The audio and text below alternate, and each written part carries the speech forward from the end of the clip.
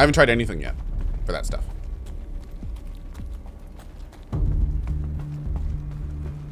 Alright, so we are currently in the, we are in the Zero Dawn area, and we are working our way to Elizabeth Sobek's office. Probably go ahead and mark these guys. I'm sure we'll have to fight them later. Nope. Wasn't me. Clearly someone else. There we go.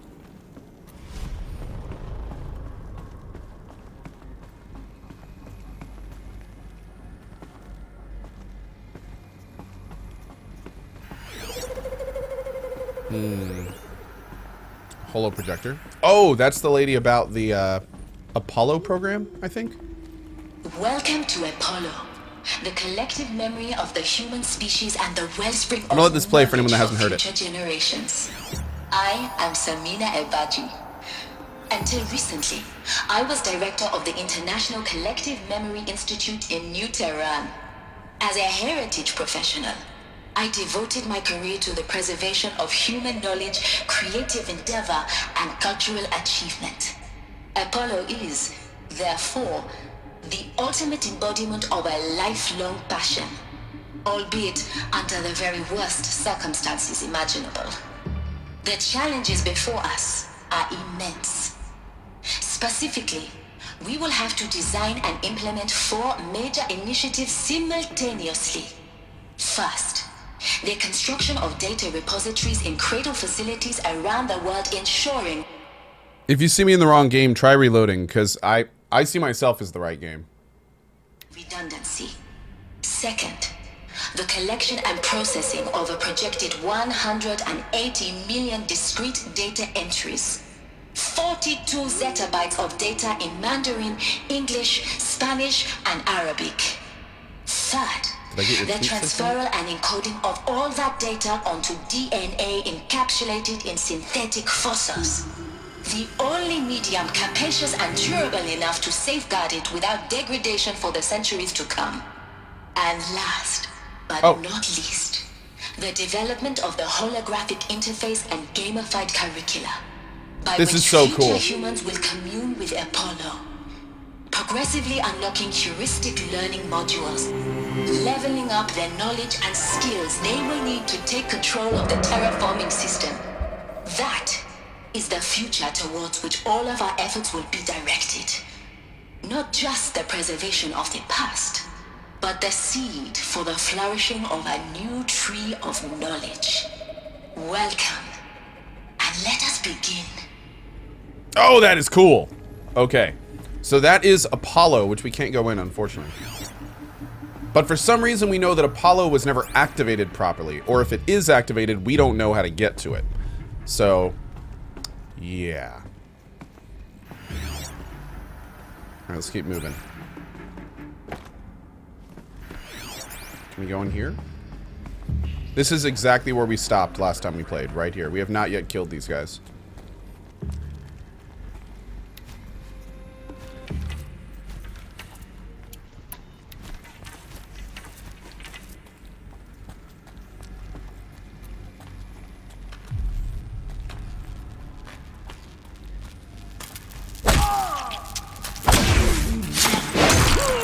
So much for my hidden strike.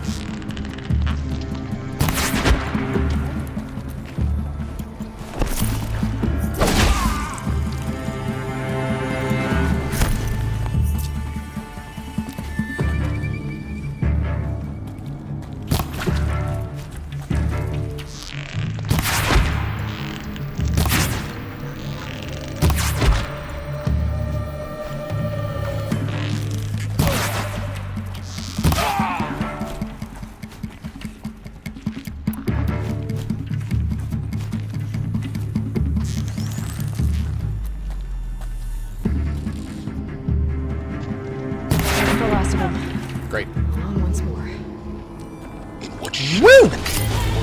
look around, see if anything is left.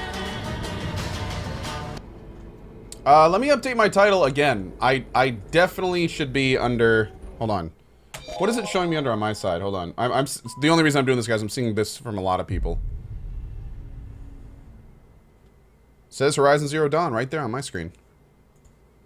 Title again. Oh, but look at that. I'm not in the Horizon Zero Dawn. What the hell?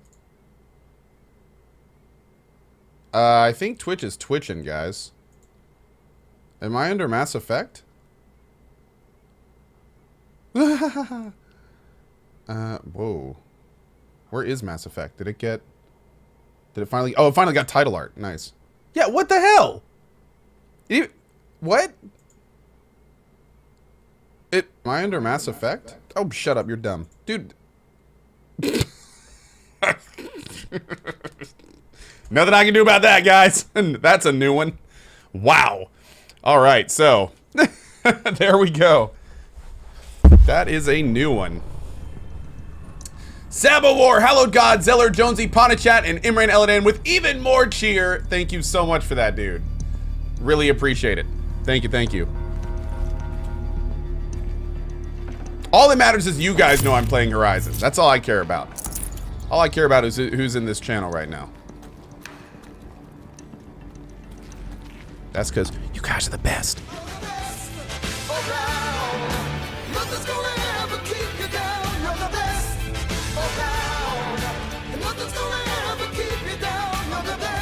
Can't carry more.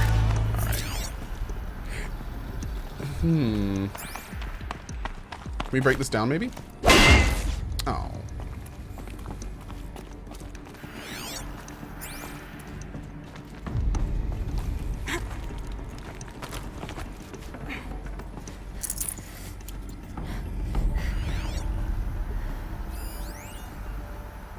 Dr. Sobek, please archive this testimonial in Apollo. Cross-reference to all mentions of my name and Operation Enduring Victory. My name is General Aaron Harris. From 2060 to 2066, I served as the chairman of the Joint Chiefs of Staff, the highest-ranked officer of the United States Armed Forces. The tenure of my command included strategic planning and oversight of Operation Enduring Victory, a falsehood perpetrated on the civilian populations of the United States and other nations during the last 14 months of life on this planet. Before the Faro Plague, I did my job and did it well. I was bold and decisive, crafty in political maneuvers. It wasn't an accident that I rose to my position and became the commander of the largest mechanized force ever assembled. But to what end? My only lasting achievement was the extinction of life on Earth.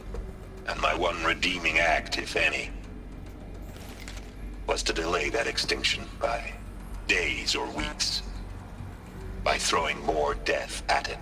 It is my hope that there will be no need for men like me in the world to come. If you are one of the people of that future world, if you are one of the people of that future world, if you are one of the people of that future world, if you are one of the people of that future world, why does it do that? listening to this message, please know that I am sorry and that I wish you well. Sincerely, Aaron Harris. You did all you could, brother. You did your best.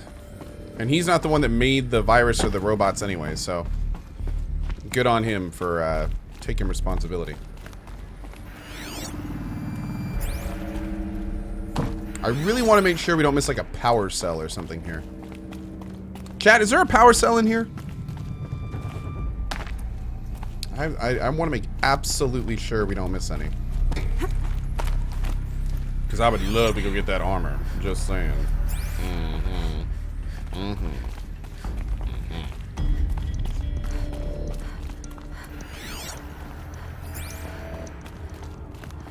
There's no power cell in here. Oh, great. Okay, thank you.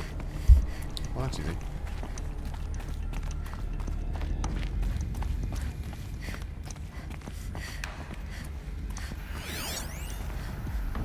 Oh, another holo projector. Welcome to Hades. Zero Dawn's Extinction Failsafe Protocol. The ultimate killer app. Now, I know what you're thinking. The purpose of Gaia is to resurrect life. So why give her a subordinate function, only purpose of which is to wipe out life all over again? I mean, what? Just plumb crazy, ain't it? Well, No, it isn't. Reconstituting a biosphere? That's a tall order. Tech smart as Gaia may be, odds are she won't get it right the first time. I mean, imagine you're Gaia, 200 years from now, and this new biosphere growing, it's all gone wrong.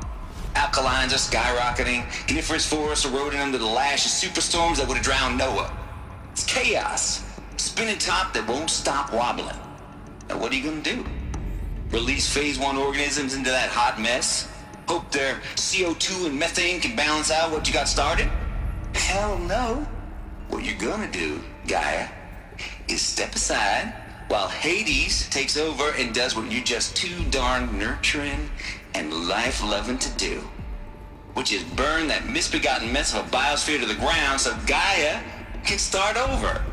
Okay, not burn, more like reverse terraforming operations and suffocating. But you get the idea. Hades takes the biosphere back to zero. Square one, blank slate.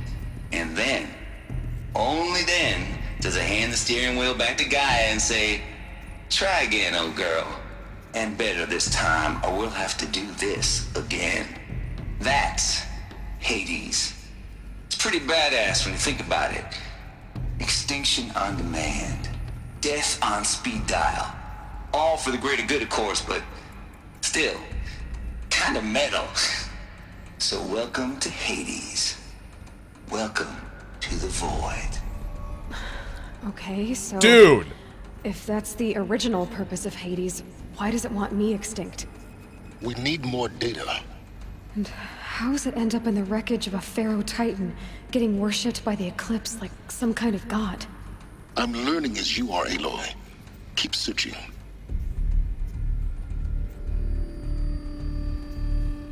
This is awesome. This is so cool. Tate here, just popped these 3 blues and I earned it. Finally figured out a gridlock solution to Gaia's rather extreme executive authority. It ain't worth 10 to 12 hours of dream time. What is? Before this, every usurpation protocol I designed failed in simulation because it was either too hard or too soft. Too hard and it degraded the Gaia core.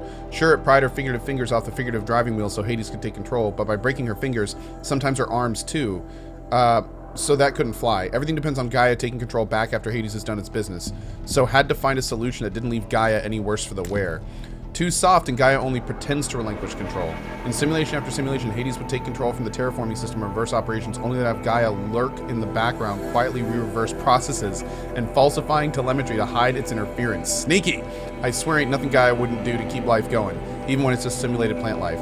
Turns out just right solution is to isolate Gaia in a protective code shell, preserving its integrity, then unseat it from the command position so Hades can slip into the figurative captain's chair and work its magic. So Gaia still may be somewhere locked off. Interesting.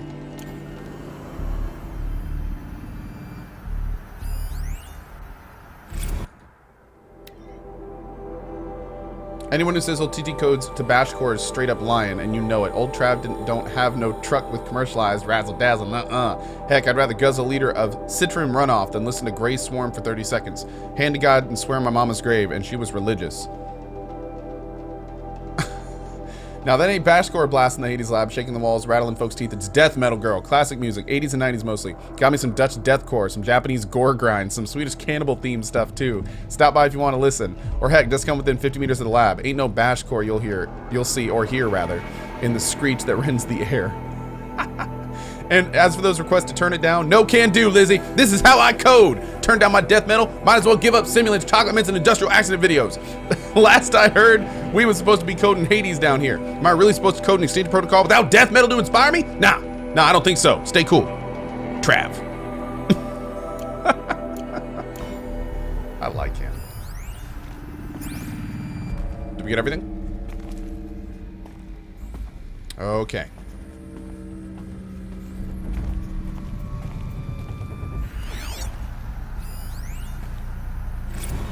Archive abuse. This mail concerns Apollo Archive submission, your 666th submission in just 5 days, and oh, what a doozy. Despite earlier warnings of inappropriate materials, you chose to submit 265 holographic remasters of acknowledged classics of extreme exploitation cinema?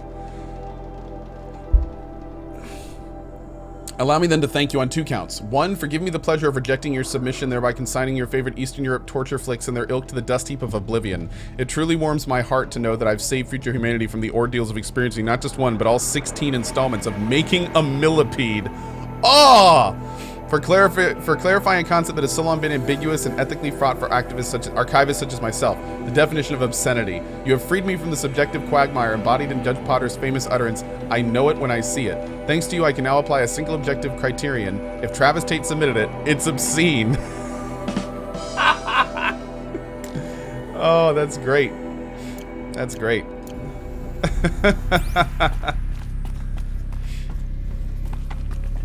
Looks like the only way onwards. Let's do it.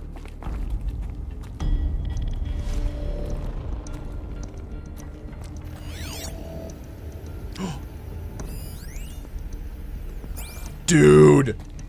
Welcome to Eluthia, the crown and king of Gaia's subordinate functions.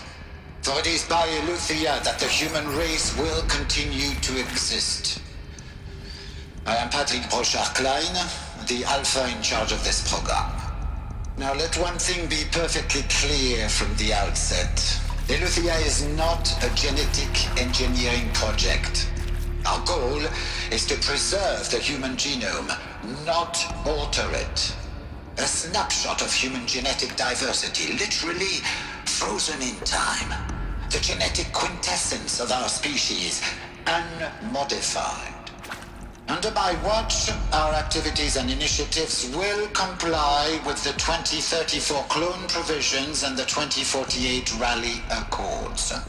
Now that may seem a quaint, even trivial concern to you in light of present circumstances, but as one of the authors of the Accords, it is far from trivial to me.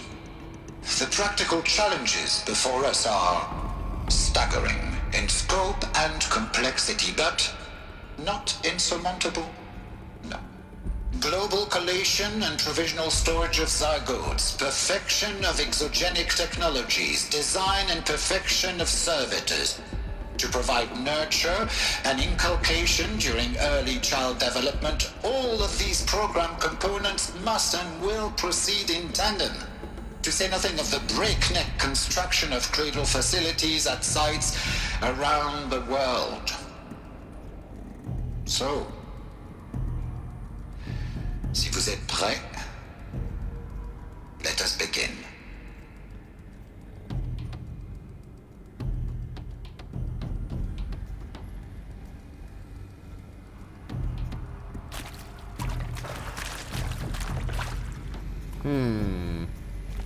So I'm guessing these are people.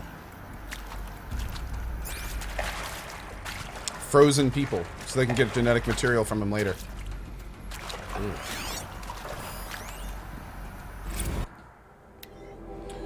The ectogenic chambers arrived 2 days ago. I spent the last 36 hours examining them and poring over technical documentation. They're a revelation, astonishing. I don't know what you'd had to give Far Zenith and trade to get these chambers, but it was worth it. In a single leap, their embryologists have vaulted past 50 years of technological shortcomings.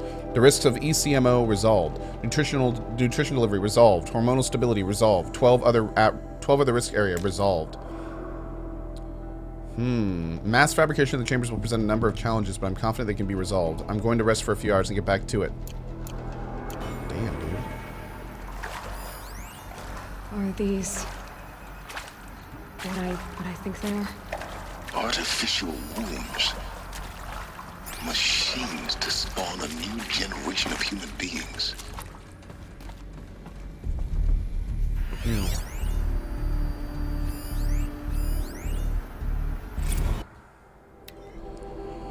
Development of the artificial personae for Cradle servitors, nurturer, disciplinarian, healer continues at a good pace. We are targeting Turing Point 4 for these constructs. This should allow low-grade empathy and limited improvisation without undermining adherence to codified behavior sets. The stimulus-driven switching of personae, however, is proving to be a greater software challenge than anticipated, especially concerning our entrenched feedback loops between the disciplinarian and the healer personae.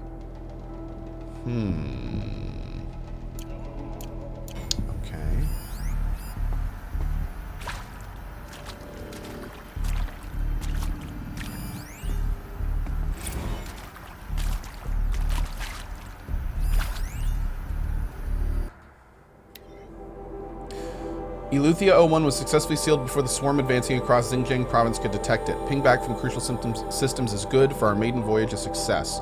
Regards my disputes with the betas over zygote selection. Of course, I understand we have limited overhead to run simulations of gene flow in our future humans, but we can all agree there is margin for refinement in future cradle populations. In addition to personally overseeing completion of the Eluthia 02 site inside Mount Namuli, I will formulate and propose a modified zygote selection plan within the week. Stuff is creepy. It's creepy. And I love it. I think we're all set. Let's keep moving.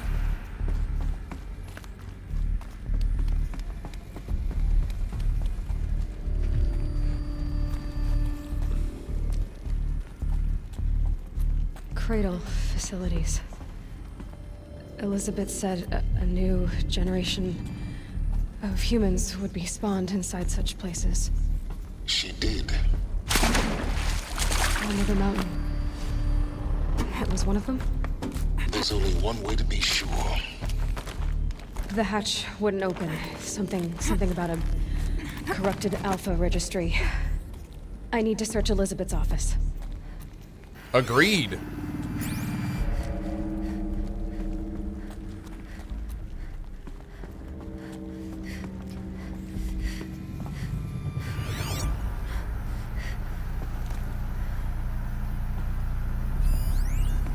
Would benefit from antilopinae morphologies, though Caprid forms show superior load-bearing capability. You're a quick study, Gaia. Dr. Sobek, as I have conducted this comparative analysis of mammalian morphologies, I have gathered extensive data on the quaternary extinction event. Oh? And your assessment? Gaia? Logically speaking, the extinction was a natural consequence. And yet, I find the loss of megafaunal species unaccountably sad. That they passed forever into oblivion causes me to experience a grief that is difficult to describe. Am I malfunctioning? no, Gaia, you're not. This is good. It's very good.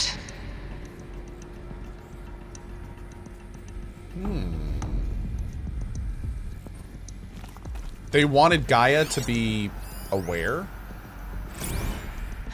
You will undergo a brief period of unconsciousness during relocation to Prime and final instatement. Elizabeth, may I speak outside protocol? When you're back up and running at the new site, we'll bring the subordinate functions online and see where we stand. Elizabeth, I detect distress. Are you all right? I'm fine. I realize that circumstances compel us to launch earlier than we hoped, but all subsystems are operational. The odds stand in our favor. But what if... Gaia, there's nothing left out there. You can't even survive unless you're wearing an environmental suit. There are billions dead, in fear and agony. What if it was all for nothing? Elizabeth, extinction was inevitable. Thanks to you, life will have a future. You really believe that? I believe in you, Elizabeth. In you, all things. The AI is saying she believes in her? Damn, dude. This is some crazy stuff. So it looks like Elizabeth lived long enough to not only see everyone else get killed, but the robots destroyed so much of the planet that they couldn't even go outside anymore. Damn. Ooh, how long were they underground? It must have been a while.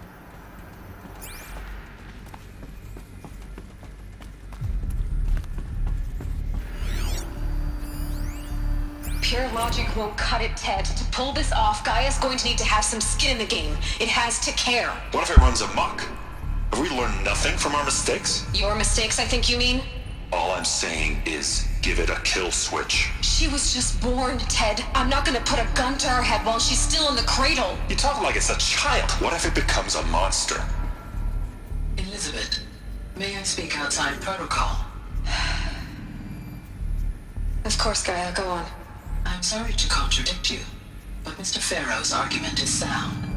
At this point, the development of my psyche is not entirely predictable. To ensure preservation of life, a hardwired override is, I believe, a necessary safeguard. There. Satisfied, Ted? Jeez, Liz, just do what it says.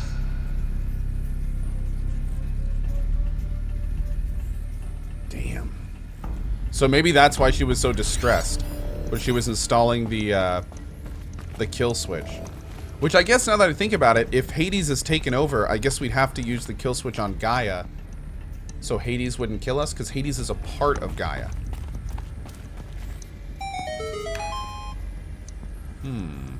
But do we need Gaia to survive right now? So many questions! I have so many questions.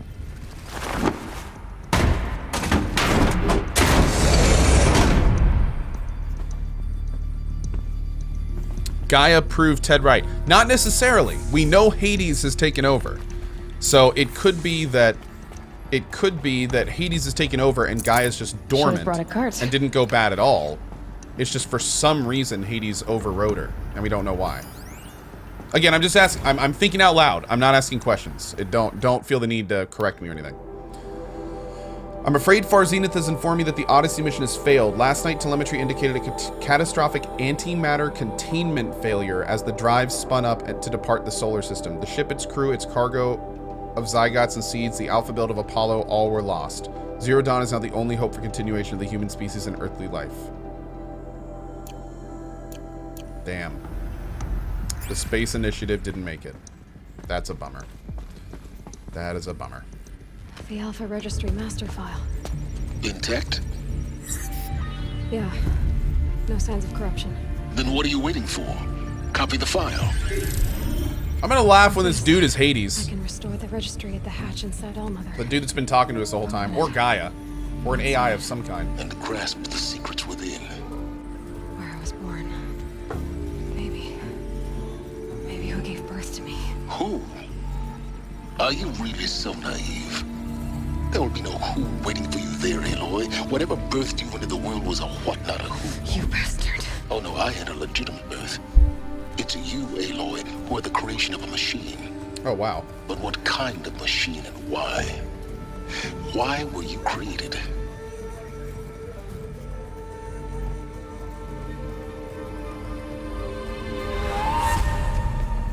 Eclipse. Oh, shit. You need to get out of there. What you found is too valuable. You're too valuable.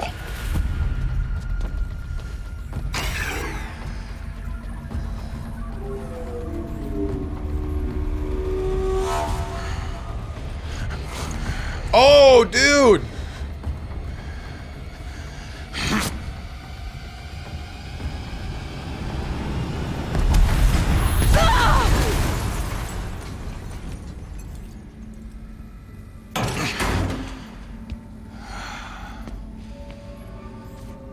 Still alive. Good. I have a more suitable death in mind for you, child.